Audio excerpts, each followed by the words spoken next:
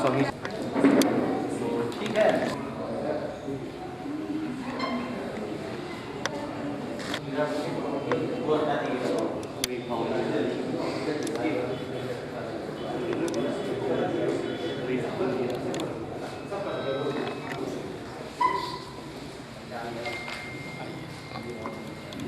हमारे मध्य माननीय राजधानी सुचेंद्र जी, सदस्य विधान परिषद शिक्षक निर्वाचन क्षेत्र बता चुके हैं। भाई हयो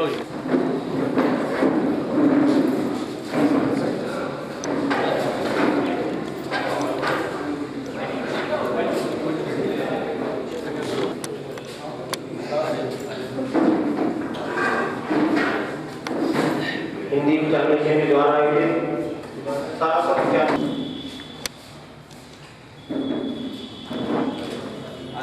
मैं निवेदन करूंगा आदरणीय खांडेकर जी, डॉक्टर खांडेकर जी से डॉक्टर जोशिया जी, आप सभी अतिथियों से निवेदन करूंगा आप मंच की शोभा बनाए, सभा बनाए।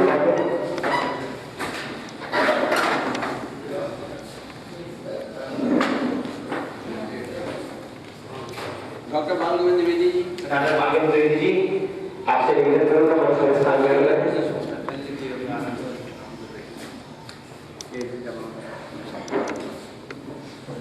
और आज के समारोह के स्वागत अध्यक्ष पंडित प्रवीण कुमार शुक्ल जी से अध्यक्ष बलराम समाज मैं निवेदन करूंगा मंच पर आकर स्थान ग्रहण करें।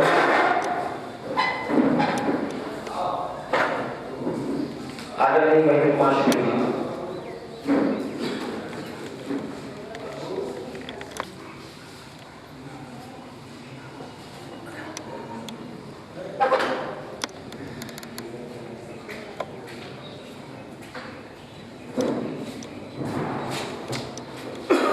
उसी समय में हमारे मध्य आज के समय से मैं निवेदन करूंगा डॉक्टर खांडेकर माननीय राज्यपाल सुचेंद्र जी, सदस्य विधान परिषद आए की बदलकर कार्यक्रम का शुभारंभ।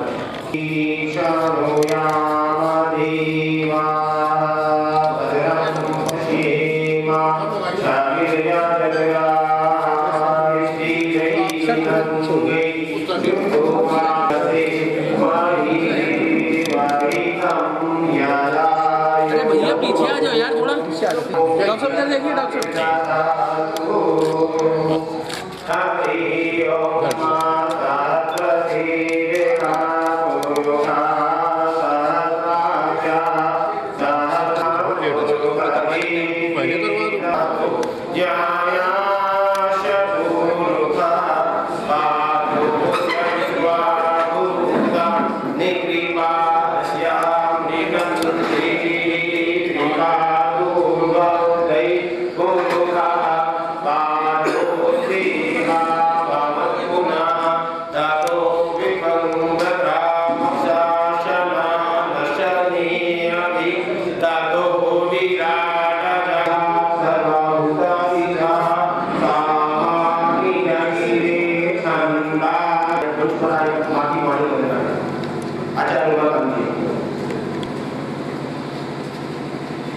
वंदे वंदे विदेहजन वंदे विदेहतनया पदपुण्डरीकं कैशोर शैव समाहतयोगचिन्तं हन्तुं कृतापशमनं मुनहंसिसेव्यं सन्मानसार परिगीतपरागकुञ्जं त्वं वै सुरेशक्तिरनन्तवीर्या विश्वस्य बीजं परमाशिवाया सम्मोहितं देवि समस्तवेदान् त्वं वै प्रसन्ना भुवि मोक्षहेतुः। आज ये स्वर्ण जयंती वर्ष की हिंदी प्रजानी सभी के द्वारा आयोजित सारस्वत विचार समारोह एवं ब्रह्मोत्सव पत्रिका आयोग की माता मंगल संस्कार की सदस्य आयोग के हमारे माननीय सम्माननीय श्री आदरणीय मुख्य अतिथि श्री राजपाल जी को और आखिर आयोग में हमारे पदाधिकारीगण ये इष्ट मित्र बैठे हुए हमारे भाईगण मैं सबको हृदय से अभिनंदन करता हूँ, वाणी से वंदन करता हूँ, मन से वंदन करता हूँ, चित्त से चिंतन करता हूँ। ये हमारे लघु राजा श्री धीरज जी गौर ने ये जो आश्वासन दे इनको साहस है। धन्यवाद। अब मैं पंडित महेंद्र कुमार शुक्ल जी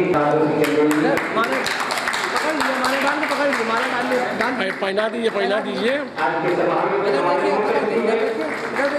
और देखिए बाबू कई वर्षों से इस भाव बैठेगा भी शिक्षा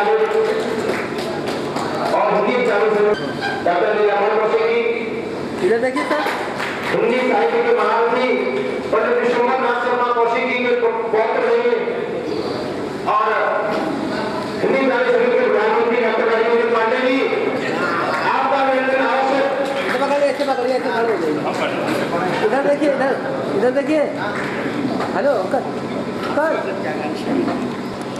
डाल दी हाँ इधर देखिए, दोनों बहुत ही विजय का और हमारे क्षेत्र के माननीय पार्षद दीपक शर्मा जी इधर देखिए, स्वामी द्रौपदी पार्षद हैं और चिकित्सा के क्षेत्र में सेवा का कार्य कर रहे हैं विगत 20 वर्षों से। डॉक्टर बाबू त्रिवेदी प्रसिद्ध साहित्यकार डॉक्टर राजेंद्र पांडे जी से निवेदन करूंगा मंच पर आए और सहयोग की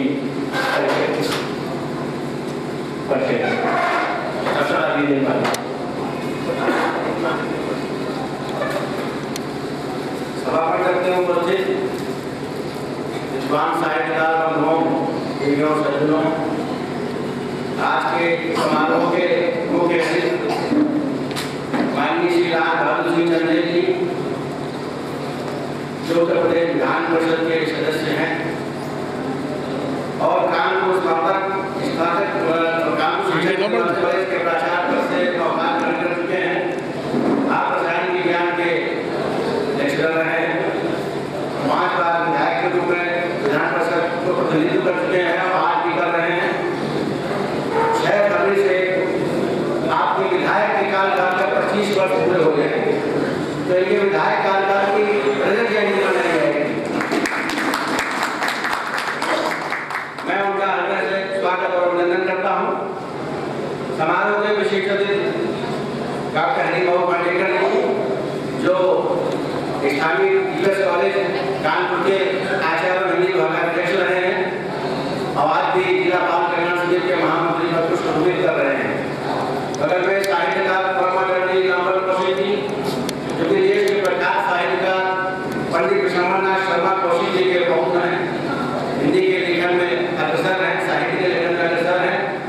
बगल में क्षेत्र के पार्षद पंडित दीपक शर्मा जी हमारे बीच में विशेष अतिथि डॉक्टर चौरसिया जी विद्यमान है, वरिष्ठ बाल विशेषज्ञ हैं और साहित्यिक क्षेत्र में अपनी लगन और निष्ठा से अग्रसर संलग्न है और आगे बढ़ाने में प्रयत्नशील।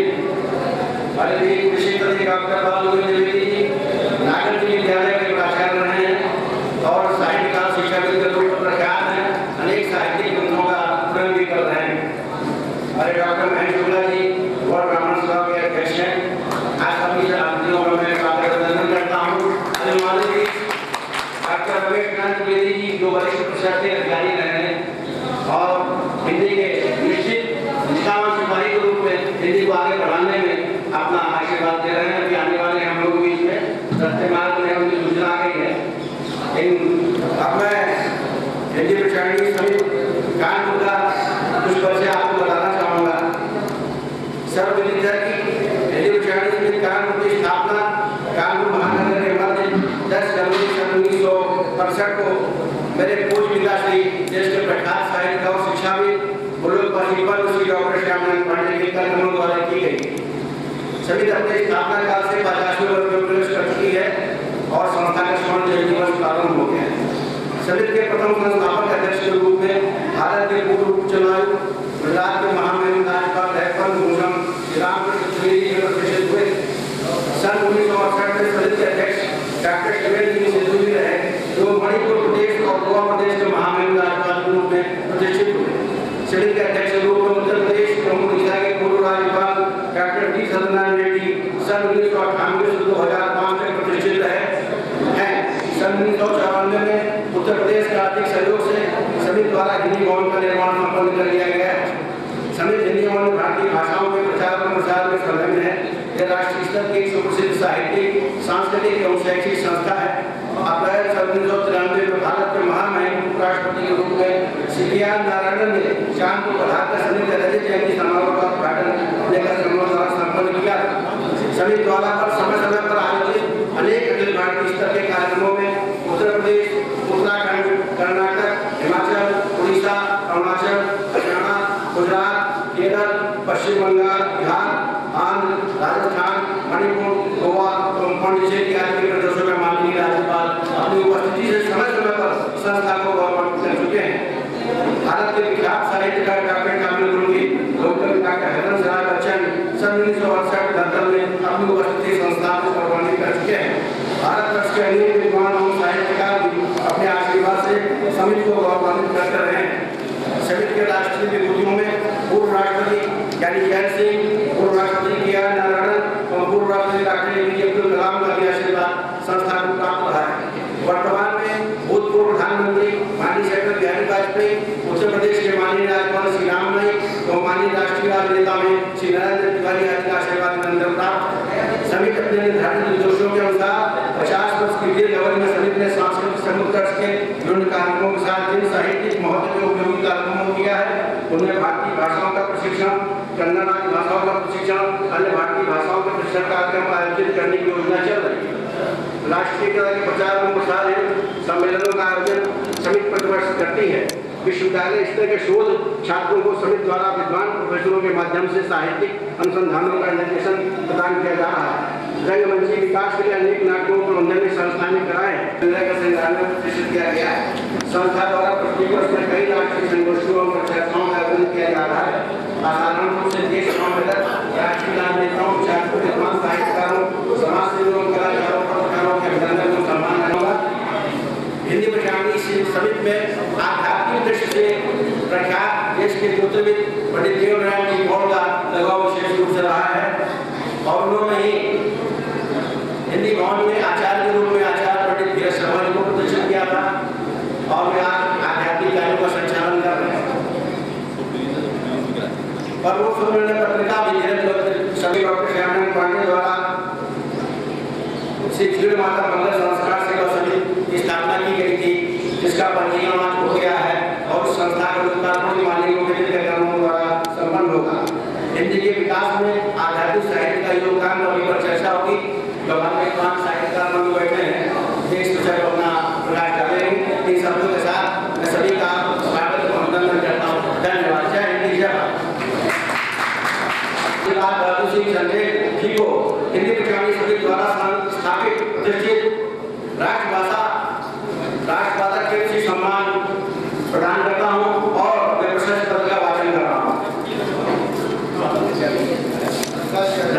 स्वर्ण जयंती दिवस हिंदी विज्ञानी समिति उत्तर प्रदेश हिंदी भवन द्वारा प्रतिष्ठित राष्ट्रभाषा के लिए शारदों सम्मान प्रशस्ति पत्र और उनकी ज्ञान एवं राष्ट्रभाषा हिंदी के समर्थन विद्या बैटरी से प्रकाशमान साहित्य विधाओं के महिमा से सुसंपन्न सर्वात्मक की रचना में संलग्न सांस्कृतिक संवर्धन में निरंतर समष्टि आदर्शों में सतत जागरूक ललित कलाओं के सुसंपन्न एवं नवीन स्थापनाओं के आदर्श में सर्वत्र विख्यात सिद्धार्थ बहादुर सिंह चंदेल संविधान परिषद उत्तर प्रदेश को हिंदी विज्ञान उत्तर प्रदेश अपने सुनियोजित 700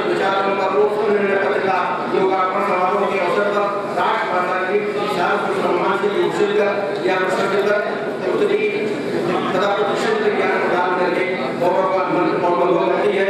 डॉक्टर राजीव पांडे लाल का सेवक डॉक्टर रमेश चंद्र द्विवेदी समिति के अध्यक्ष एवं पंडित धीरज शर्मा कार्यक्रम संयोजक संयुक्त रूप से माननीय जजेश जी को ये सरस्वती सम्मान प्रदान करते हैं।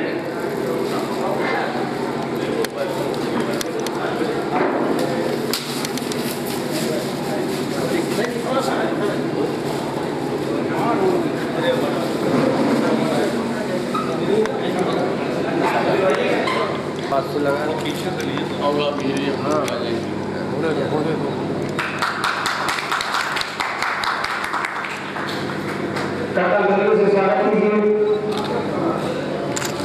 डॉक्टर साहब थोड़ा करीब आए। ये थोड़ा पीछे हो ना आप, थोड़ा आप करीब आइए।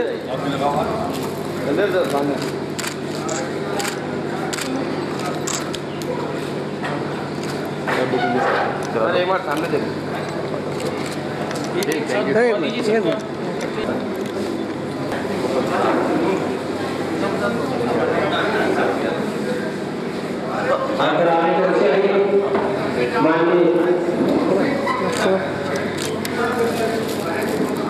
डॉक्टर राजीव पांडे जी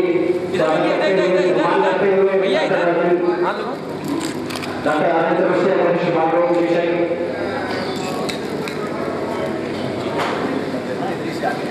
इसी क्रम में बालरोग विरोधी नागर देखने कॉलेज के प्रशासन है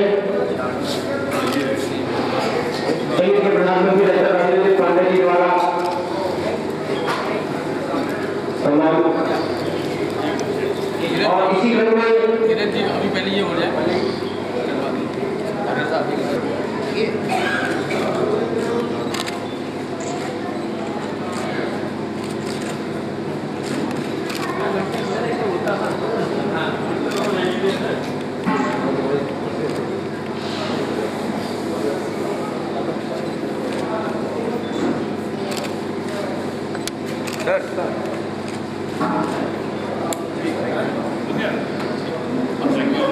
सभी पत्रकार सामान्य पत्रकार लोगों से निवेदन है मंच से प्रश्नों को प्राप्त करें।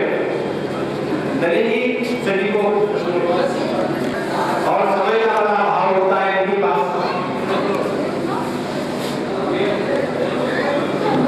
सवालों की करेंगे अपने समिति के प्रधानमंत्री डॉक्टर राजीव पांडे जी से निवेदन करूंगा। हमारे गौर समाज के अध्यक्ष हमारे गौर समाज के अध्यक्ष पंडित महेंद्र कुमार शुक्ल जी को स्मृति देकर स्वागत करें। महेंद्र कुमार शुक्ल जी आप नगर की बहुत सी समाज सेवी संस्थाओं से जुड़े हुए हैं और रामलीला सोसाइटी परेड की संस्था में संयोजक के दायित्व पर है और पंडित महेंद्र कुमार शुक्ल जी के द्वारा किया जा रहा है। इसी कड़ी में डॉक्टर हरिभक्त मांडेकर जी का स्वागत करने के लिए डॉक्टर पांडे जी से निवेदन करूंगा। सुप्रसिद्ध साहित्यकार हैं, साहित्य सेवा कर रहे हैं और समिति के संस्थापक संरक्षक भी हैं। इनके लिए कर्तव्य से स्वागत कीजिए।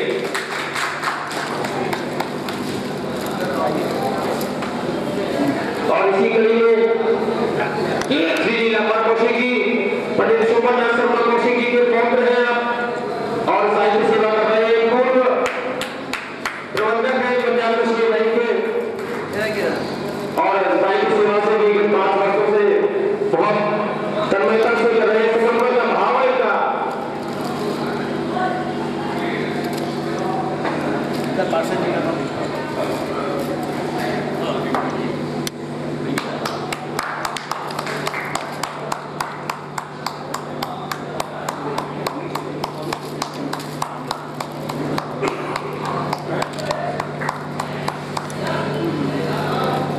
मठ के महंत विराजे हुए हैं स्वामी प्रमोद जी किसी आवश्यक कार्य से आना हो सकता है। समारोह के विशिष्ट अतिथि डॉक्टर हरिभक्त मांडेकर जी के द्वारा से निवेदन करूंगा वे विषय का प्रबंधन करें। डॉक्टर हरिभाव कालेकर जी।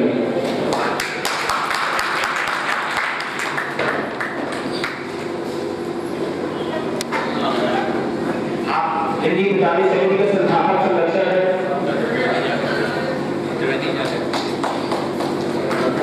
हमारे मध्य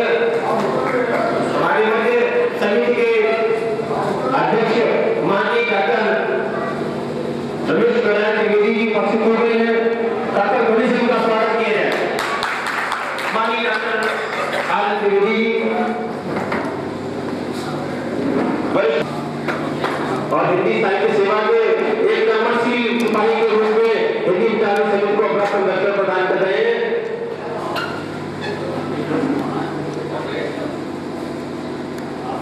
और मैं इस कड़ी में निवेदन करूंगा संयुक्त के प्रधानमंत्री डॉक्टर राजीव रंजन पांडे जी से हमारी संयुक्त के अध्यक्ष डॉक्टर रमेश नारायण त्रिवेदी जी का वरिष्ठ प्रशासनिक अधिकारी रहे हैं और हिंदी विद्यालय समिति के अध्यक्ष के दायित्व को सुनिश्चित करते हैं और हिंदी साहित्य के कर्मशील सिपाही के रूप में हिंदी साहित्य की सेवा कर रहे हैं डॉक्टर रमेश नारायण जी।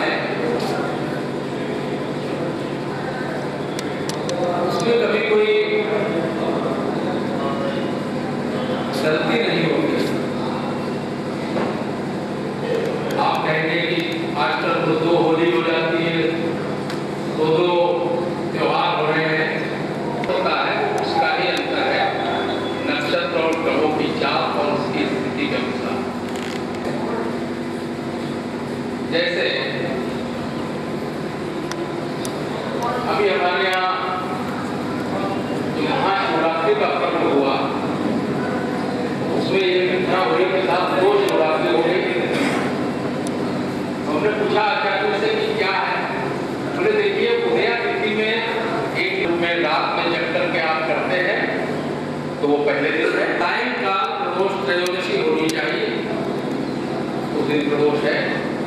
लेकिन मेरे अपने साथ एक घटना है कि मेरे पिताजी की मृत्यु प्रदोष के दिन हुई। तो हमारे पिताजी का श्राद्ध जो है कई बार आगे पीछे हो जाता है। तो हमने पंडित जी से कहा ऐसा क्यों है? तो उन्होंने कहा कि देखिए, जो श्राद्ध कर्म होता है वो दोपहर को होता है। तो दोपहर को जिस दिन त्रयोदशी होगी उस दिन श्राद्ध कर्म होगा, और प्रदोष पूजन सायंकाल होता है। तो जिस दिन सायंकाल त्रयोदशी होगी प्रदोष पूजन उस समय होगा। इसी प्रकार संकष्टी चतुर्थी होती है, हम लोग सभी लोग बहुत से लोग व्रत करते हैं। तो रात्रि के समय जब चंद्रमा का उदय हो, चंद्रोदय के समय जब चतुर्थी होगी, और बाद तृतीया व्यापी चतुर्थी होती है, मतलब दिन में तृतीया है, शाम को चतुर्थी। तो इस काल गणना में पंचांग में भी ऐसे ही है कि हम किस काम के लिए उसको करते हैं, उसके अनुसार हम उसका उपयोग करते हैं। तो इसलिए हमारे गणित में कोई दोष है, गणना में कोई दोष है, हमारे अंदर हो सकता है कि कोई दोष हो जिसके कारण कभी कोई भूल चूक हो जाती हो। तो आज हमारा सौभाग्य है कि धीरज जी द्वारा ये प्रकाशित हुई, और ये हम सब के लिए उपयोगी वस्तु है। विगत वर्षों में भी उन्होंने इस तरह के पंचांग का प्रकाशन किया है, इस वर्ष में किया है। मैं उनको बधाई देता हूँ। और आज हमारे मुख्य अतिथि द्वारा इस पत्रिका का लोकार्पण हुआ, उनका आशीर्वाद प्राप्त हुआ। तो इस प्रकार से उनका ये कार्य सतत प्रगति प्राप्त करेगा। दूसरा कार्यक्रम है हिंदी साहित्य के विकास में आध्यात्मिक योगदान। यहाँ आध्यात्मिक योगदान की जब बात होती है तो हिंदी साहित्य तक के उसको सीमित न करें। जितना भी भारतीय साहित्य है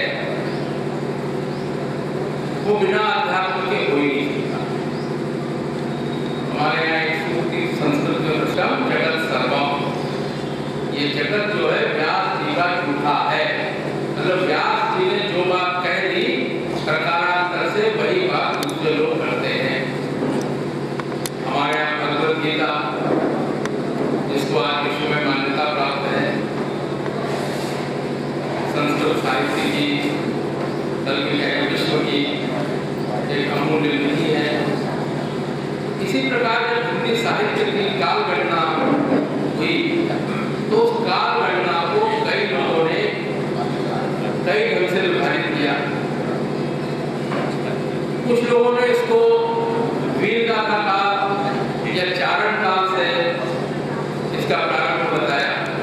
जैसे साहित्य नाथ साहित्य, नाथों के रूप में हमारे यहाँ कई साहित्य है। नवनाथ ग्रंथ है, नवनाथ जो है नाथ संप्रदाय, जैसे गोरक्षनाथ, शेरनाथ, नैपतिनाथ इत्यादि होते हैं। और इनके जो प्रवर्तक है वो शिव बताए जाते हैं। इनका जो प्रादुर्भाव हुआ है नाथ संप्रदाय का वो शिव से हुआ है। और उसी में हमारे जो गोरखपुर का गोरक्षनाथ मंदिर है वो भी उसी का पीठ है। ऐसे नाथ संप्रदाय, सिद्ध संप्रदाय, इन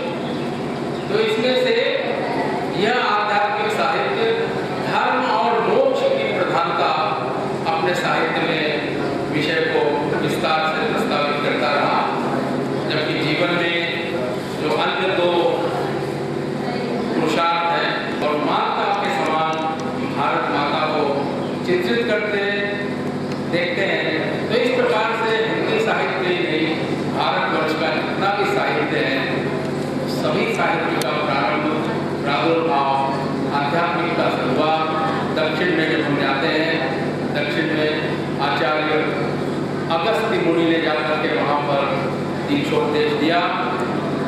भाषा अलग हो सकती है वहाँ की, लेकिन जब आप अगर दक्षिण में जाएं तो वहाँ के लोग मंदिर हैं, मठ हैं, आश्रम हैं, उन आश्रम की पद्धति है उसको जब आप देखेंगे, उसका साहित्य को आप देखेंगे तो आपको लगेगा कि हमारे आध्यात्मिक साहित्य को वहाँ पर भी आज भी मान्यता प्राप्त है।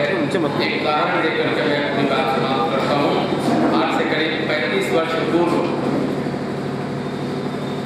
माननीय अशोक सिंघल जो दिवंगत हो गए, वो दक्षिण में गए।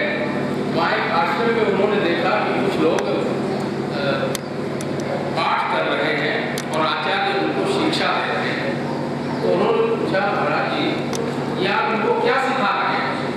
तो उन्होंने कहा कि मैं इनको अश्वमेध यज्ञ का प्रयोग करा रहा हूँ। तो उन्होंने कहा अश्वमेध यज्ञ के प्रयोग की आज की आवश्यकता पड़ गई। बोले आज न पड़े, लेकिन जब कभी भारत विश्व गुरु बनेगा और उस समय जब पूरे विश्व में भारत का डंका बजेगा, उस समय अगर अश्वमेध यज्ञ करने की आवश्यकता पड़ी तो कम से कम यहाँ के आचार्यों को अश्वमेध यज्ञ का प्रयोग तो आना चाहिए। इसलिए मैं जो प्रयोग इनको सिखा रहा हूँ, इस प्रकार के आचार, इस प्रकार के मनीषी, इस प्रकार के कर्मकांड के विद्वान हमारे देश में मौजूद है। और जब तक इस प्रकार की परंपरा हमारे देश में चलेगी, मैं समझता हूँ इस आध्यात्मिक प्रवृत्ति को, इस आध्यात्मिक भाव को, इस लोक रक्षण के भाव को, समाज सुधार और समाज को गति देने के भाव को सदैव गति प्रदान प्राप्त होगी। इसके साथ ही मैं अपनी वाणी को विराम देने के पूर्व एक बात और आपसे कहता हूँ कि आध्यात्मिकता के साथ साथ देश प्रेम का भाव भी हमारे साहित्य ने सदैव दिया। और इस आदि काल में वीरता का काल था, वहाँ से भी हमारे साहित्य की प्रारंभिक स्थिति हुई। तो इस प्रकार से हमारे देश में जहाँ एक और आध्यात्मिक भाव का अभ्युदय हुआ, वहीं दूसरी ओर राष्ट्र प्रेम, देश के प्रति आस्था और वीरता का भाव उजागर हुआ। इन्हीं शब्दों के साथ मैं अपनी वाणी को विराम देता हूँ और कार्यक्रम को आगे बढ़ाता हूँ। धन्यवाद। आयोजन की श्रृंखला में अब मैं देश के प्रख्यात साहित्यकार पंडित विश्वम्भरनाथ शर्मा कॉफी के पौत्र डॉक्टर नीलांबर कॉफी जी से निवेदन करूंगा मंच पर आए और विषय अपना मार्गदर्शन। धन्यवाद। आज के मुख्य अतिथि माननीय चंदेल साहब, आज के अध्यक्ष हरन द्विवेदी जी, हमारे टीम चौरसिया जी, द्विवेदी जी, शुक्ला जी, और आज के कार्यक्रम के और आज ही के नहीं, इनके माध्यम से बहुत सारे कार्यक्रम संपन्न होते हैं।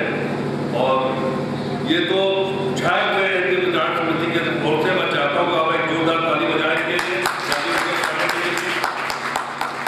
और बड़े नवोदित दीपक शर्मा जी।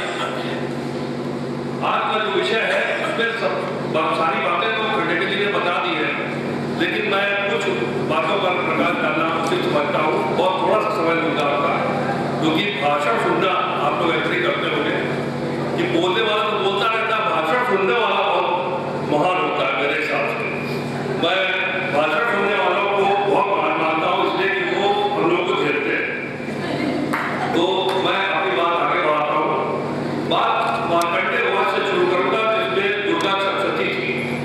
उसमें आपको साहित्य के दर्शन होंगे, क्योंकि बहुत सारे छंद उपवास ये सब मिलेंगे। उसके बाद आप आइए व्यास जी के महाभारत में, वहाँ भी साहित्य है। और उससे और आगे बढ़ेंगे तो अकबर काल में आपने जो भक्ति काल आया, उसमें रसखान जी, कबीर जी और अन्य जितने भी लोग थे, मीराबाई, ये सब साहित्य के रूप में और भाषा हिंदी साहित्य के रूप में जिन्होंने अपना प्रवर्तन किया, अपने रचना लिखी। इसके बाद और आगे बढ़े तो धीरे धीरे हमारे उर्दू का और हिंदी का मिश्रण हुआ और उससे हिंदी का जन्म हुआ। रामविलास शर्मा जी ये कहते हैं कि हिंदी भाषा जो है वो ईरान से हिंदुत्व से आई है। वहाँ पर उनके साहित्य में जो अर्थ उनके वेद थे उसमें ये शब्द था और उससे यहाँ पर हिंदू बना, उससे हिंदी बनी। तो हिंदी भाषा का विकास निरंतर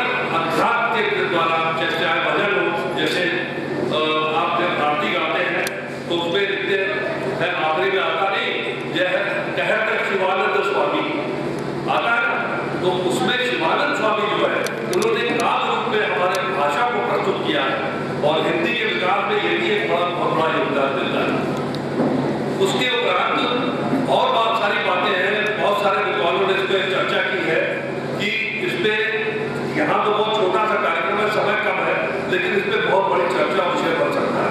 तो इस प्रकार से हिंदी का भाषा को विकास में लाने के लिए हमारे जो अध्यात्म है इसका इतना बड़ा योगदान है कि यही हमारे, जैसे इंग्लैंड में कहते हैं कि Shakespeare is England because of England, हम ये कहते हैं कि हमारा अध्यात्म हमारे साहित्य को आगे बढ़ाने का साहित्य का दर्पण है। जैसे समाज दर्पण है, वैसे अध्यात्म भी हमारे हिंदी साहित्य के विकास का बहुत बड़ा भाग है।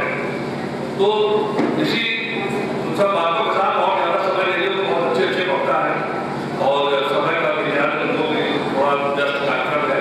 मैं अपनी बात यही समाप्त करता हूँ और राजीव रंजन पांडे जी को इतने महत्वपूर्ण विषय पर मुझे बोलने के लिए बुलाया, इसके लिए धन्यवाद। अपने संक्षिप्त भाषण में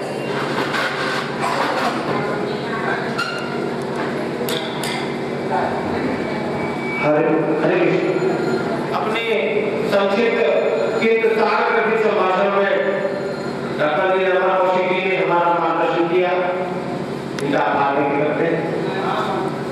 इस कड़ी में अब मैं डॉक्टर पाल त्रिवेदी जी से निवेदन करूंगा, आप मंच पर आए और हमारा मार्गदर्शन करें। डॉक्टर पाल त्रिवेदी इस सभा के सभापति त्रिवेदी जी, मुख्य अतिथि माननीय जनरल साहब, प्रोफेसर हरिबाबू खानेकर जी, मीनाक्षी कौशिक जी, राजीव रंजन जी, जवसिया जी, डॉक्टर साहब और इस पत्रिका के प्रधान संपादक शर्मा जी, प्रबंध संपादक महेंद्र कुमार शुक्ला जी और हमारे मित्र जो आए हुए हैं श्री आर.पी. अवस्थी जी, जो हमारे उत्तर प्रदेश माध्यमिक शिक्षक संघ के प्रदेशी पदाधिकारी हैं, अवधेश कटियार जी, डॉक्टर सत्येंद्र शुक्ला जी। और एक विशेष बात है कि हमारे माध्यमिक शिक्षक संघ के उन्नाव के अध्यक्ष और हिंदी साहित्य के विद्वान, विशेष बात है त्रिवेदी जी, देवस्वरूप त्रिवेदी जी भी उपस्थित हैं। ये इसे विशिष्ट है, इसे बहुत कुछ कहा जा सकता है और बहुत कुछ बहुत लंबा कहा जा सकता है, लेकिन फिर भी हमारे प्रोफेसर हरिबाबू खानेकर जी ने पत्रिका के विषय में जो कुछ कहना था बता दिया उन्होंने। पत्रिका अपने आप में महत्वपूर्ण है, कार्यकर्ता के हिसाब से प्रत्येक व्यक्ति के पास ये होनी चाहिए और हर एक को रखनी चाहिए। ये संग्रहणीय है, मतलब लोगों के पास होनी चाहिए, इससे काफी चीजें ज्ञान हो सकती है, जानकारियों के लिए बहुत अच्छी पत्रिका है। इसके लिए पंडित धीरज शर्मा और पंडित महेंद्र बधाई के पात्र हैं। इस प्रकार की पत्रिका इन्होंने निकाली, अधिक से अधिक लोगों के पास पहुंचे, ये बात और भी महत्वपूर्ण, ज्यादा से ज्यादा लोगों के पास ये पहुंचाई जाए ताकि उसका वो लाभ ले सके। अभी हम कह रहे थे शर्मा जी से कि हमारे 4 साथी विद्वान आए हैं, उनको जरूर दे देना, उनके पास कार्य करने के लिए होनी चाहिए। और जो परिचर्चा रखी है राजीव रंजन जी ने और शर्मा जी ने, अध्यात्म का हिंदी साहित्य में योगदान, मैं संक्षिप्त में अपनी बात कहूंगा कि साहित्यकार वही बनता है जो इस बात को जान लेता है कि हमारी आत्मा परमात्मा का ही अंश है और हम जो कुछ कह रहे हैं या कर रहे हैं वही परमात्मा कर रहा है। तो पूरा हिंदी साहित्य यानी संपूर्ण साहित्य आध्यात्मिक ही है। अध्यात्म के बिना, बिना दर्शन के कहे जाने के बिना कोई साहित्य नहीं लिखा जा सकता। जिसने भी साहित्य लिखा है उसने या तो दर्शन को पढ़ा है या दर्शन को सुना है या दर्शन को अनुभव किया है या सत्संग से, साधना से प्राप्त किया है। और जब तक उसने, कबीर जैसे लोग, उन्होंने सत्संग से सुन करके उस दर्शन को आत्मसात किया, ध्यान को आत्मसात किया और साहित्य दिया, यानी संपूर्ण साहित्य बिना अध्यात्म के अधूरा है और अध्यात्म के बिना साहित्य लिखा भी नहीं जा सकता। जिस आदमी में अध्यात्म की भावना पूरी भरी होगी वही साहित्य अच्छा लिख सकता है, वही अच्छा साहित्य समाज को दे सकता है। ये इनका विषय जो है बहुत महत्वपूर्ण है और इसमें बकाया हमारे प्रोफेसर अनेका जी ने बता दिया और ये हमारे पास वक्ता है जो इस विषय पर बोलेंगे। धन्यवाद। समारोह की श्रृंखला को आगे बढ़ाते हुए आज हम सब श्री हील माता मंगल आगे बढ़ाते हुए श्री हील माता मंगल संस्कार सेवा समिति की परिकल्पना गोलोकवासी पद्मश्री डॉक्टर श्यामनारायण पांडे जी के द्वारा की गई थी। जब उन्होंने हमारी पत्रिका का अवलोकन किया, आशीर्वाद स्वरूप उनके मुख से वचन निकला कि आप इसका पंजीकरण कराइए और इस पुस्तक के प्रकाशन के कार्य को आगे बढ़ाइए। कर्मकांड के द्वारा, संस्कारों के द्वारा समाज की सेवा करना प्रत्येक ब्राह्मण का दायित्व, परंतु उससे भी बढ़कर होता है साहित्य के द्वारा समाज की सेवा को करना। विगत 40 वर्ष पूर्व हमारे गुरुजी आचार्य कर्मकांड निधि वेदांत आचार्य प्रवर पंडित देवनारायण जी ने प्रतोषक निर्णय पत्रिका के नाम से इस प्रकार की पत्रिका के प्रकाशन का कार्य किया था।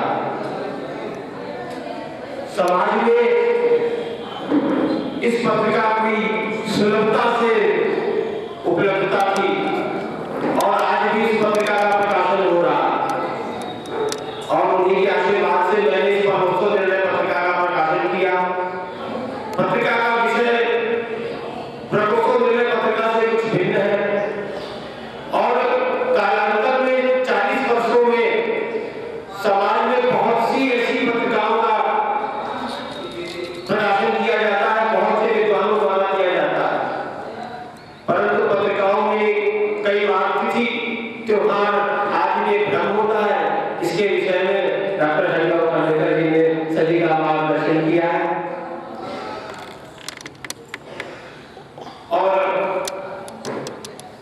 हमारे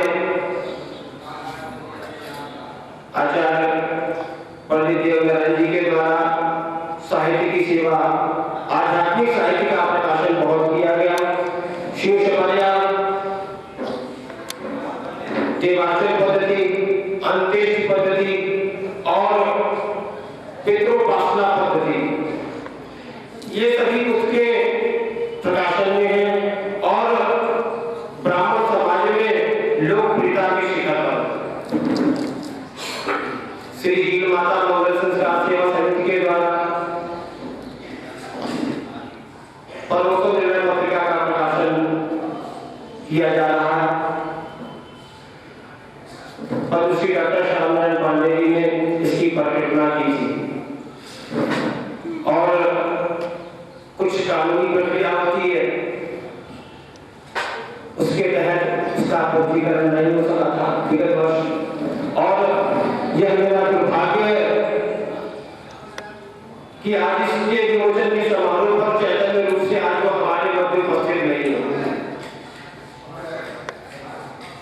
और जब उनके निधन की सूचना हमें प्राप्त हुई थी तो मन बिल्कुल टूट गया था।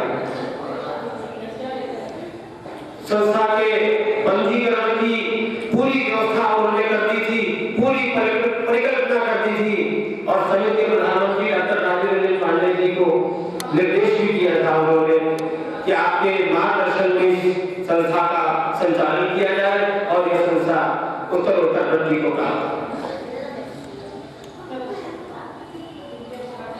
जब हम मन से टूट गए थे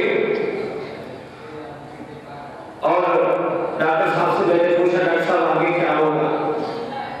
डॉक्टर साहब ने कहा मुझे नहीं, पिताजी हमारे साथ चैतन्य रूप से न सही ऊर्जा के रूप में सदैव हमारे साथ रहेंगे और उन्होंने मुझे संबल दिया, साहस बढ़ाया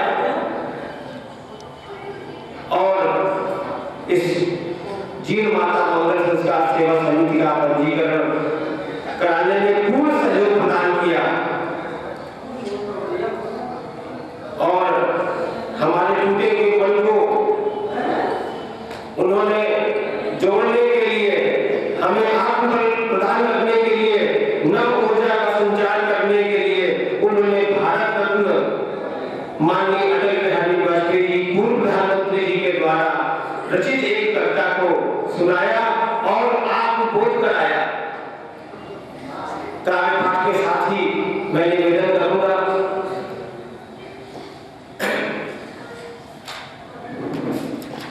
माननीय भारत रत्न पूर्व प्रधानमंत्री अटल बिहारी वाजपेयी जी के द्वारा रचित काव्य पाठ।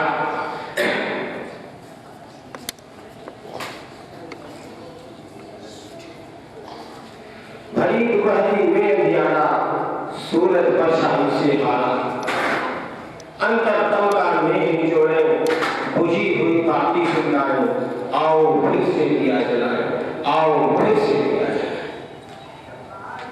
हम पड़ाव को समझे मंजिल, लक्ष्य हुआ आंखों से मुझे,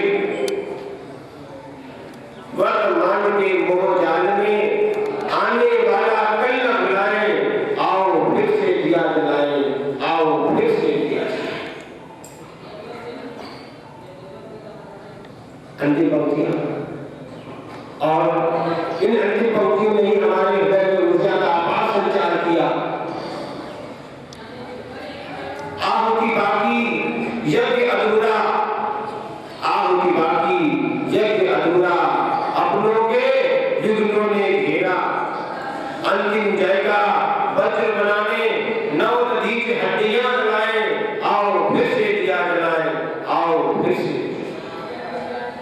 संभवतः भारत रत्न अटल बिहारी वाजपेयी जी ने, माननीय पूर्व प्रधानमंत्री जी ने, जब वे आशा और निराशा के मध्य स्थित हुए होंगे, उसी भाव में संभवतः उन्होंने यही काव्य पाठ लिखा, इसी कविता को तभी लिखा होगा उन्होंने। और इन शब्दों के साथ में आज के मुख्य अतिथि माननीय राज बहादुर सिंह चंदेल जी, सदस्य विधान परिषद और हिंदी प्रचार समिति के अध्यक्ष डॉक्टर रमेश नारायण त्रिवेदी जी, पूर्व प्रशासनिक अधिकारी जी से आग्रह करूंगा श्री जी माता मंगल संस्कार सेवा समिति के संशोधित स्मृति पत्र का लोकार्पण करें।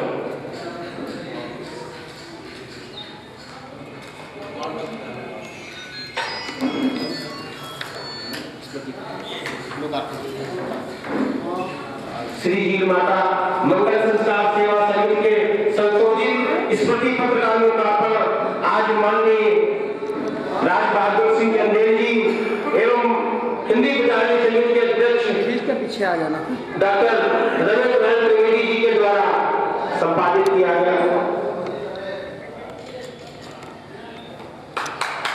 कर्तव्य ध्वनि से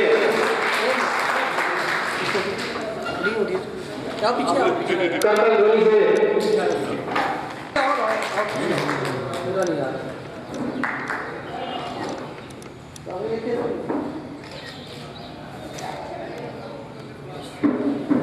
और सम्मान डॉक्टर रमेश नारायण त्रिवेदी जी अध्यक्ष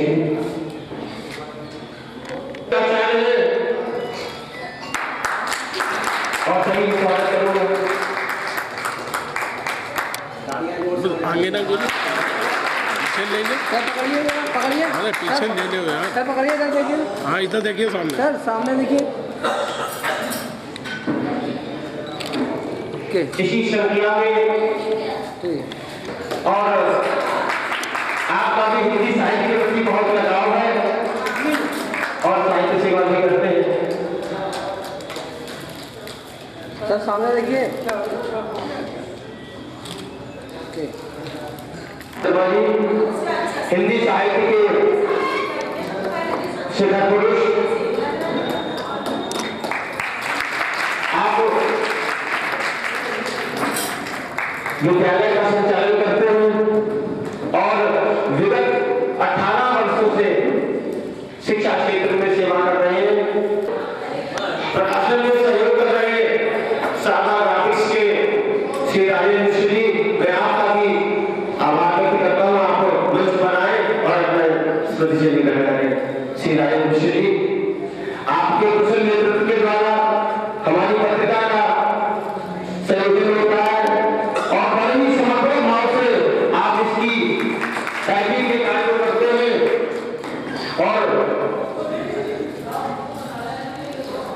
हिंदी के बहुत ही जानकार हैं, साहित्यकार हैं।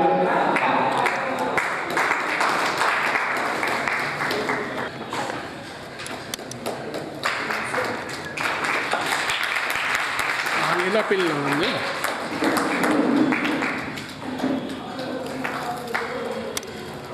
इधर देखिए सर, हाथ पकड़िए, आप भी हाथ हाथ लगाइए। पीछे रखो, आप पीछे रखो। सामने देखिए सर।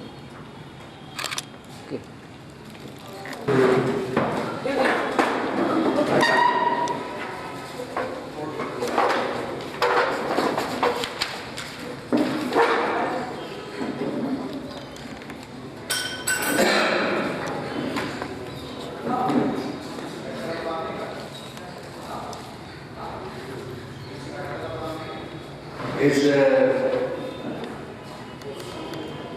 हिंदी प्राणी समिति के बस प्रधानमंत्री रहने दो यार। पांडे जी अच्छा चुप हो। और इस कार्यक्रम की अध्यक्षता कर रहे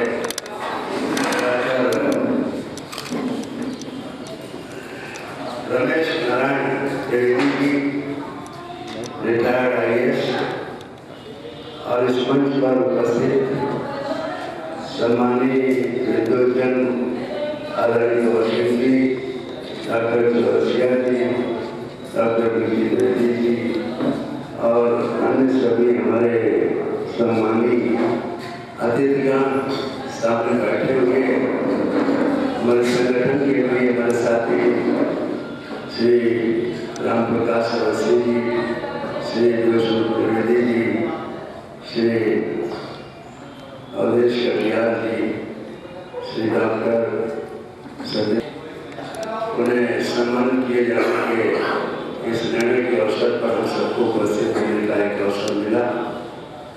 इस हिंदी प्रसारण समिति के माध्यम से ये आयोजन प्रतिवर्ष किए जाते हैं।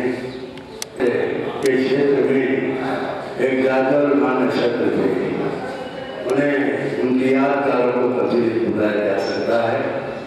ये सच है कि हिंदी हम सब में रग रग में बसी हुई है। इसका प्रसार आध्यात्मिक साधना से भी आध्यात्मिक विभिन्न आयोजनों से, कार्यक्रमों से, हम बहुत से धर्म पुराणों के माध्यम से भी हिंदी का प्रचार और प्रसार करते हैं, उसका विकास करते हैं। इस क्षेत्र में बहुत कुछ हमारे हिंदी साहित्य क्षेत्र में रामचरितमानस अपने में एक अद्वितीय ग्रंथ है, जो इस समाज का, इस देश का, एक विश्व पटल पर हमारी मानस, रामचरितमानस को हिंदी धर्म पर, हिंदी भाषा भाषी लोग उस पर विश्वास करते हैं, आस्था करते हैं और इंसान को सन्मार्ग पर चलने का सारा एक लौकिक जगत में इंसान को किस रूप में रहना चाहिए, उसकी क्या दायित्व होते हैं अपने परिवार के प्रति, अपने माता के प्रति, अपने पिता के प्रति, ये तो मर्यादा पुरुषोत्तम रामचंद्र को इसीलिए इस महाकाव्य में जो चीजें दर्शाई गई है वस्तुतः वे बेजोड़ है। उनकी शानी का, इस शानी का कोई हमारे पास कोई ऐसा सुप्रसिद्ध है और सर्वज्ञाय ग्रंथ नहीं है, कोई ऐसी हमारे पास ऐसा साहित्य नहीं है। ऐसे ही चर्चा आई कि हमारे अभी बहुत नहीं बड़े लंबे राज में नहीं, बल्कि एक 500-600-700 वर्ष के अंदर ही ऐसे ऐसे विभूतियों ने जन्म लिया, चाहे वो कबीर हो, कबीर की भी विभूतियाँ, कबीर की का साहित्य भी बड़े बड़े लोग उसे अध्ययन करते हैं। मुझे याद है एक रिटायर्ड IAS हमारे मित्तल साहब हैं, वो भी मुरीद हैं, हमारे कबीर पंथी हैं और कबीर साहित्य के लिए मैं कभी कभी सचिवालय में जाकर उनसे मिला तो उन्होंने अपने एक पुस्तक मुझे जरूर भेंट की। जब गया उस समय वो सचिवालय में थे, 10-12 साल पहले की बात है, और एक अच्छे विद्वान व्यक्ति थे और उनका एक इतना गंभीर कबीर पंथी लोग रहते हैं, वो व्यक्ति ने लिखा है, श्रुतियाँ निकली हैं, जिसे ये सोता है स्वांतः सुखाय कहेंगे जब मन से निकली हुई चीज़ों को।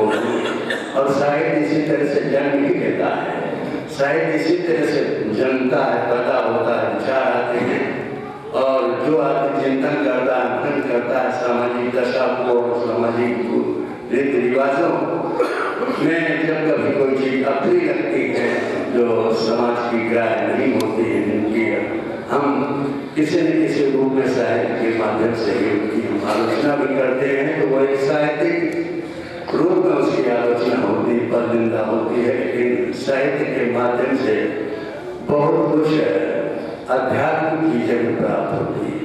अध्यात्मवाद तो सारा, मैं तो यही मानता हूँ कि जिसने रामचरितमानस को अपना लिया और अपने घर में वही पढ़ता रहा, या आज दुर्गा सप्तशती भी प्रचलित हमारा वो साहित्य है, ग्रंथ है, वो वेद मंत्र है उसके अंदर, वो श्रुतियाँ हैं उसके अंदर, वो ऐसा इसमें कह दीजिए अध्यात्म की या मानव के अंदर जो विभिन्न प्रकार से कलुषित भाव भरे होते हैं उनको निकालने के ये सब सदमार्ग हैं।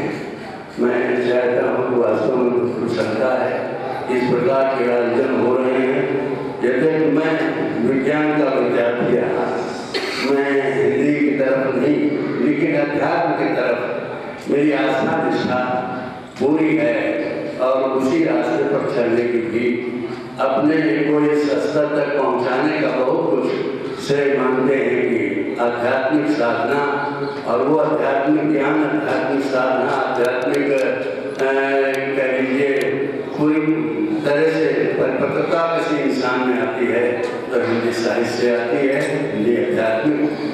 इसीलिए जितना भी आध्यात्मिक चीज़ें हैं, आध्यात्मिक पुस्तकें हैं, आध्यात्मिक जो भी ज्ञान और जो विधा हमारे साहित्य की है, उसमें हिंदी का सर्वव्यापक है। हिंदी वो भाषा है जो सब भाषाओं का समावेश कर देती है। हिंदी अंग्रेजी में हिंदी नहीं बोली जा सकती है, मगर हिंदी में हम अंग्रेजी शब्द अपने में जोड़ लेते हैं। स्टेशन है, बस है, सामान्य चीज़ें, रेल है, ये सब चीज़ें हमारी प्रचलित शब्दावली के शब्द हमारे हिंदी में हम लोग उसको समावेश कर लेते हैं। एक संस्कृत भी उसमें जुड़ जाती, सारी भाषाएं उर्दू भी उसमें हिंदी में जुड़ती है। तो हिंदी हमारी वो अद्वितीय भाषा है, जो उस ऐसी भाषा है, बच्चा जन्म लेता है तो माँ शब्द उसके उससे निकलता है, माँ आवाज़ भी देता है, रोता है, तभी माँ का ईश्वर निकलता है सबसे पहले। तो मैं मानता हूँ या वही ईश्वर की तरफ कह लीजिए आध्यात्मिक भाव और विचार और सब कुछ हमारे मानस पटल पर है, और उसका विकास करना, उससे बहुत कुछ सीखना। और सबसे प्रचलित और सबसे सरल भाषा अगर है तो समाज में हिंदी है। हम अंग्रेजी के ज्ञान भले अंग्रेजी भाषाभाषी लोग अपने पर गर्व करते हो, लेकिन हिंदी भाषाभाषी लोग, क्योंकि हमारी वो भाषा है जो विश्व पटल पर अपना स्थान रखती है, विश्व में अपना स्थान रखती है, सर्वोच्च श्रेणी की हमारी भाषा मानी जाती है। जहाँ हम जिस देश में भी जाते हैं कहीं न कहीं सभी भाषाएं मिल जाती हैं, और भाषाएं तो क्षेत्रीय है, लेकिन हमारी भाषा हमारे देश में ही भारतवासी लोग भी विभिन्न देशों तक फैले हुए हैं। और हिंदी का विकास, हिंदी बोलकर, हिंदी ग्रंथों को पढ़ करके हिंदी की रामायण पढ़ना और साधनाएं करते हैं, वेद मंत्र जितने हैं सब हिंदी में दिए हुए हैं। मुझे प्रसन्नता है कि इस भाषा के प्रचार और प्रसार में उस महापुरुष के द्वारा स्थापित की गई है हिंदी प्रचारणी समिति वस्तुता अपने दायित्व का निर्वहन कर रही है, और विभिन्न हमारे मूर्धन विद्वानों को बुलाकर हम लोग तो श्रोता के रूप में आया था, मुझे पता नहीं था मुझे क्या बोलना है, लेकिन अब एक पद है, उस पद के नाते मेरी मजबूरी जो होती है मुझे जाना होता है। और फिर कुछ न कुछ तो हम लोग इतना पढ़ लिख करके इस स्तर तक पहुँच करके उतना ज्ञान तो नहीं रखते हैं, ज्ञान प्राप्त करने के लिए बड़ी साधना की जरूरत होती है, लेकिन ये जरूर है कि ज्ञान इंसान का स्वाध्याय से, अध्ययन से, चिंतन से बढ़ता है। ज्ञान कहीं सीखने के लिए नहीं जाना पड़ता है। सारा इंसान साधना लोग करते थे, हमारे कहा जाता है ऋषि मुनि लोग जंगल में निकल जाते थे, पहाड़ पर निकल जाते थे और साधना करते थे। साधना में वो आंखें बंद करके साधना होती थी, लेकिन आज ज्ञान पैदा उससे होता था। राम राम भी अगर हम कह रहे हैं तो आत्मज्ञान, आत्मशुद्धि हो रही होती है। तो वो हिंदी वो महान भाषा है, हिंदी में वो चीजें भरी हुई हैं जो इंसान के अंदर की कलुषता को हटा करके उसे एक सर्वश्रेष्ठ इंसान बनाती है। हमारी ये सभा धन्यवाद की पात्र है कि आयोजन इस सभा के द्वारा हो रहे हैं, मुझे प्रसन्नता है। मैं आप सबके प्रति आभार व्यक्त करता हूँ। मुझे व्यक्ति को आपने जी की बुलाकर सम्मानित किया, इसके लिए धन्यवाद देता हूँ, बधाई देता हूँ और अपनी बात समाप्त करता हूँ। धन्यवाद।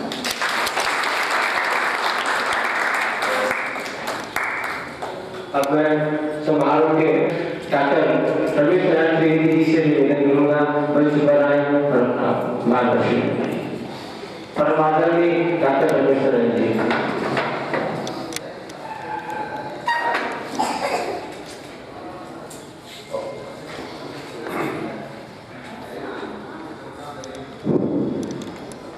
आज के कार्यक्रम में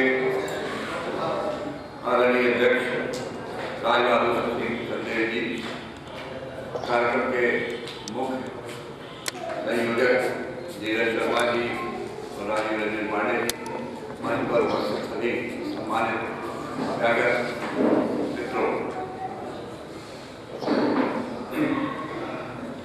मेरे विचार से खांडेकर जी ने और अभी अध्यक्ष जी ने काफी कुछ कहा। उन सभी बातें सही हैं। आध्यात्म के बगैर मानव जीवन संभव ही नहीं।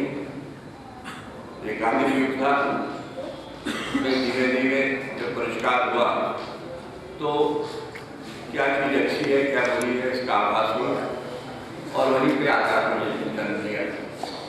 और बात यहाँ पर हिंदी साहित्य में आध्यात्म के योगदान किए तो अगर बिल्कुल तकनीकी दृष्टिकोण से देखा जाए तो आध्यात्मिक साहित्य का सृजन, वही हम योगदान कहेंगे हिंदी साहित्य को, वो तो भक्तिकाल में होता है। आज से 500 वर्ष 600 वर्ष पूर्व हिंदी साहित्य का इतिहास भी अपने आप में बहुत पुराना नहीं, बहुत दीर्घ। मैं ये मानता हूँ कि भक्ति काल में जिसने रामचरित मानस का भी जी ने बड़ा जिक्र किया, मैं समझता हूँ सर्वश्रेष्ठ आध्यात्मिक ग्रंथ जो कि सर्वसुलभ आध्यात्म को बनाता था, जिसके कारण से उसकी मान्यता जनसाधारण में हो गई। वो है क्योंकि रचा ही अवधि में गया। परंतु इसके अलावा जो भक्तिकाल के और जैसे मीराबाई, सूरदास जी, कबीरदास जी, ये सारे लोगों ने इसको समृद्ध किया। तो ये तो हिंदी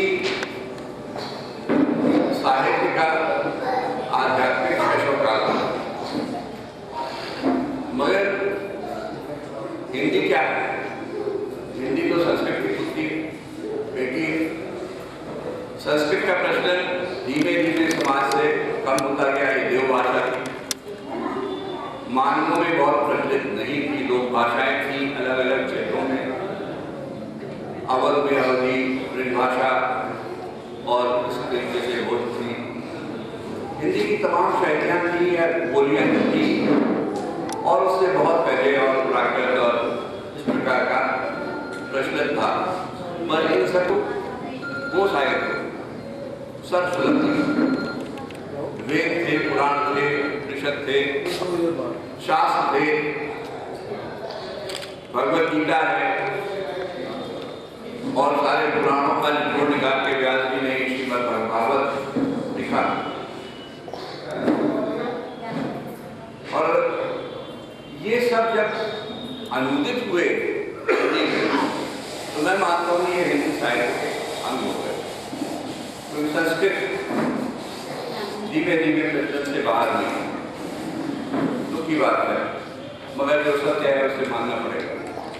अगर कोई ग्रंथ कोई भी, चाहे वो दर्शन से संबंधित हो या अध्यात्म से संबंधित हो, वो अगर हिंदी में सुलभ हो जाता है तो वो ज़्यादातर लोगों की जानकारी में आ जाता है। तो ये मैं समझता हूँ कि जितना भी हमारा परंपरागत, जो मैंने बताया वेद पुराण उपनिषद,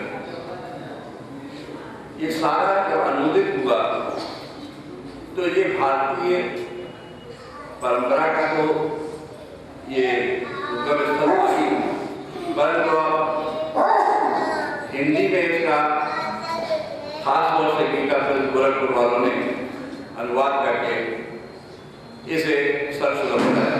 और आज ये सारा आध्यात्मिक साहित्य हमें समृद्ध करता है, हमारे साहित्य को समृद्ध करता है।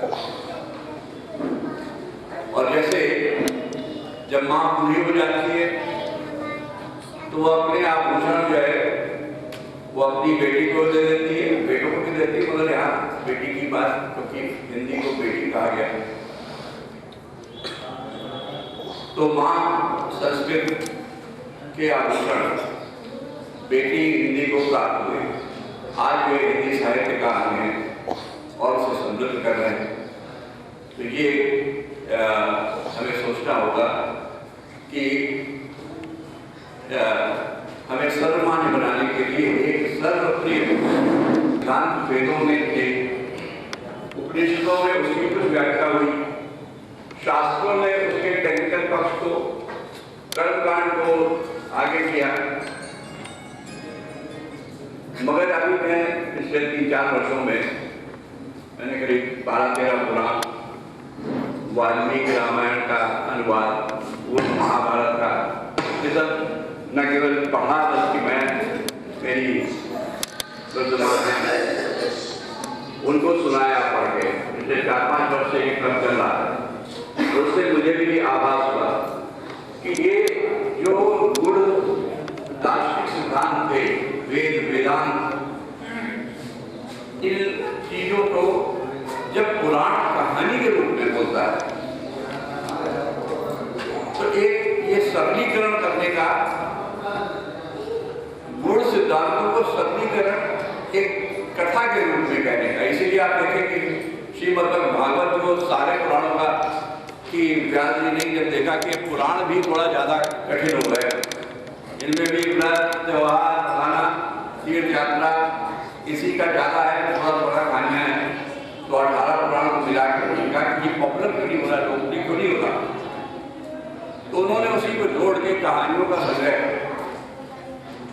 बनाकर श्रीमद् भागवत किया। और आज देखिए श्रीमद् भागवत मतलब जब से हिंदी का प्रचलन हुआ है तब से गांव-गांव और शहर में भी श्रीमद् भागवत का की कथाएं कही जाती हैं और हजारों की संख्या में लोग पहुंचते हैं।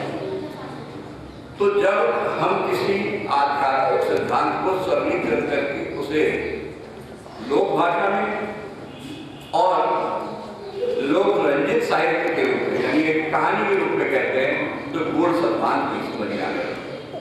इस प्रकार से हमारे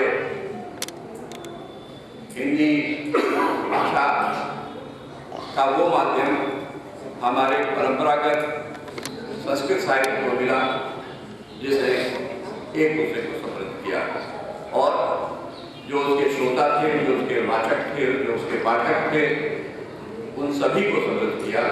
मैं आज के मौके पर जो ये गोष्ठी की गई है, मैं उसके लिए नीरज शर्मा जी को और राजीव रंजन पांडे साधुवाद देता हूँ कि ऐसे विषय अछूते हैं, बहुत कम लोग इस पर चर्चा करते हैं, इन्होंने इसको उठाया धन्यवाद। जय हिंद।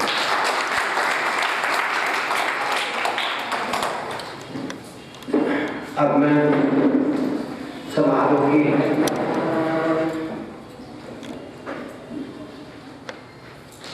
श्रृंखला को समापन की ओर अग्रसर करते हुए एसएस पब्लिक स्कूल के प्रधानाचार्य सुशील शर्मा जी से निवेदन करूंगा, धन्यवाद कहते हैं।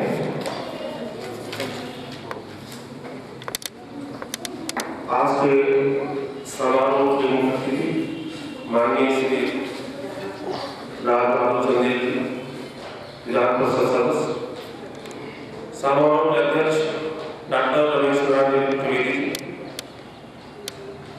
श्री रघु भट्टाचार्य जी, मंच पर उपस्थित अतिथिगण, उपस्थित विद्वान साहित्यकारों, आध्यात्मिक नेताओं, पत्रकार बंधुओं, समाज सेवियों, युवा वर्ग के भाइयों, देवियों, सज्जनों, हिंदी प्रचारणी समिति कानपुर उत्तर प्रदेश द्वारा आयोजित सारस्वत विचार प्रमोत्सव निर्णय पत्र के लोकार्पण एवं अनंतरम समारोह में पधारकर आप सबने जो कृपा की है उसके प्रति मैं हृदय से कृतज्ञ हूँ।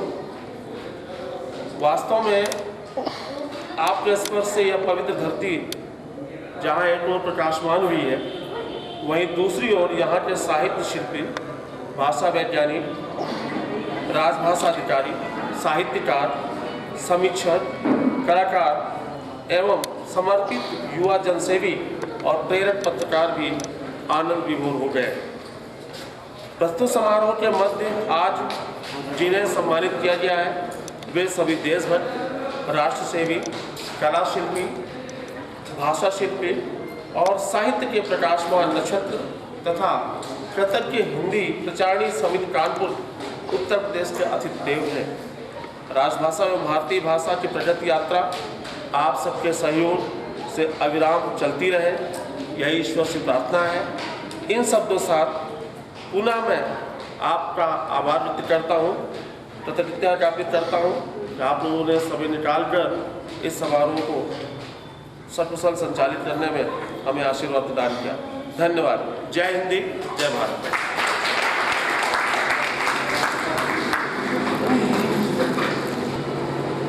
राष्ट्रगान के लिए सभी से निवेदन करूँगा, राष्ट्रगान खड़े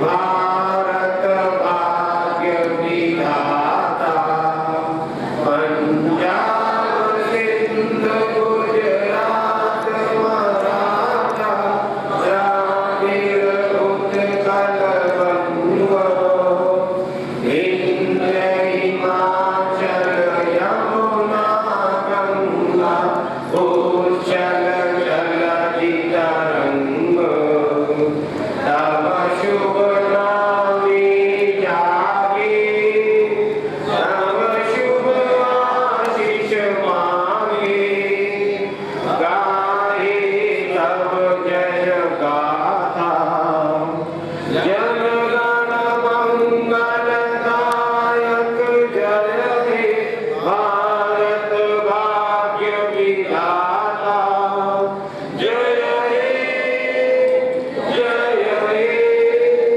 जय हे, जय जय जय जय हे। समारोह को पूर्ण विराम देते हुए भारत माता की जय हो, भारत माता की जय, भारत माता की जय। समारोह को पूर्ण विराम देते हुए पुनः मैं आए हुए सभी हिंदी प्रेमी, देश प्रेमी, साहित्य प्रेमी, साधु धर्माचार्यों को धन्यवाद ज्ञापित करता हूँ। जय। सभी आए हुए